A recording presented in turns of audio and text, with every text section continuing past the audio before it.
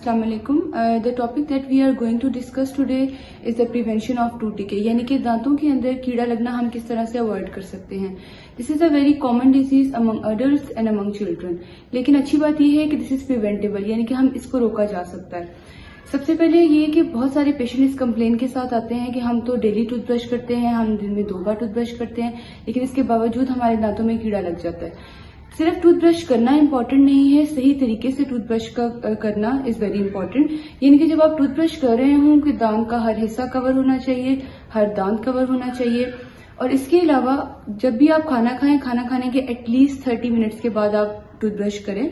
और टूथब्रश जो है वो आपने दिन में 2 बार करना है, यानी कि सुबह नाश्ते के बाद और रात को जब आप बेड पे जाते हैं, उस बेड पे जाने से पहले आपने टूथब्रश करना है. इसके अलावा दांत का कुछ इस तरह के हिस्से होते हैं जहां पे आपका टूथब्रश नहीं पहुंच पाता, यानी कि 2 दांतों के बीच का हिस्सा, वहां पे डेंटल फ्लॉस का करना बहुत इंपॉर्टेंट है, क्योंकि जब आप खाना खाते हैं तो वहां पे फूड इंफेक्शन हो जाती है. तो बेहतर है कि आप डेंटल फ्लॉस लें और हर खाने के बाद आप दांतों के बीच के हिस्से को साफ करें. इसके अलावा नंबर 3 पे जो चीज बहुत इंपॉर्टेंट है that is mouth wash.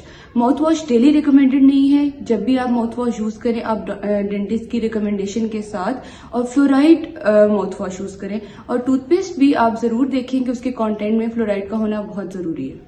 Daily diet है उसमें शुगरी कंटेंट्स जो हैं वो आप कोशिश करें कि कम इस्तेमाल करें. कार्बोहाइड्रेट इनरिच फूड्स जो हैं वो आप कम लें. फिजी ड्रिंक्स का इस्तेमाल जो है वो कम करें, जैसे कि चॉकलेट्स वगैरह हैं वो आप कम से कम इस्तेमाल करें, क्योंकि और इसके अलावा स्टिकी फूड्स जो हैं वो आपके दांतों के साथ चिपक जाते हैं जो कि कैरीज कॉज करते हैं, तो वो आप अवॉइड करें.